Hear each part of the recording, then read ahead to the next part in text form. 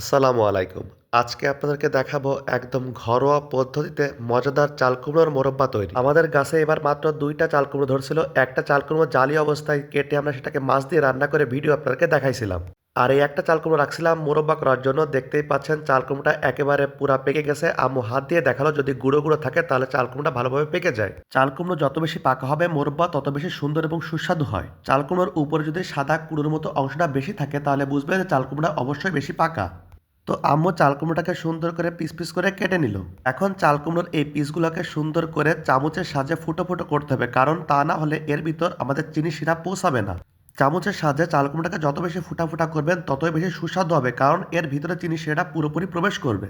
এটা করার সময় আপনারা অবশ্যই খেয়াল রাখবেন যাতে আঙ্গুল আবার ফুটো না হয়ে যায়, কারণ এটা করতে গেলে অনেক সময় স্লিপ করে। কিছুদিন আগে আমি একটা ভিডিও করছিলাম যেখানে দেখাইছিলাম যে আমরা কিছু নারকেল ভাঙছিলাম, সেই নারকেলগুলো এখনো রোদে শুকানো চলতেছে।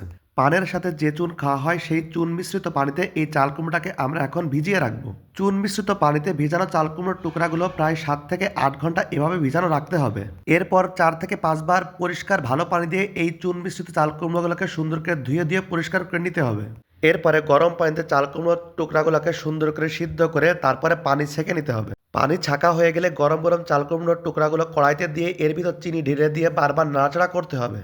চিনি মিশ্রিত চাল কুমড়োর টুকরাগুলো এবার চুলায় দিয়ে আমরা গরম করতে থাকবো এবং চিনিটা গলে পানি হয়ে যাবে। বারবার নাড়াচাড়া করলে চিনিটা শুকিয়ে একদম চাল কুমড়োর টুকরাগুলো শক্ত হয়ে যাবে। এখন তৈরি হয়ে গেল আমাদের গরম গরম চাল কুমড়োর মোরব্বা।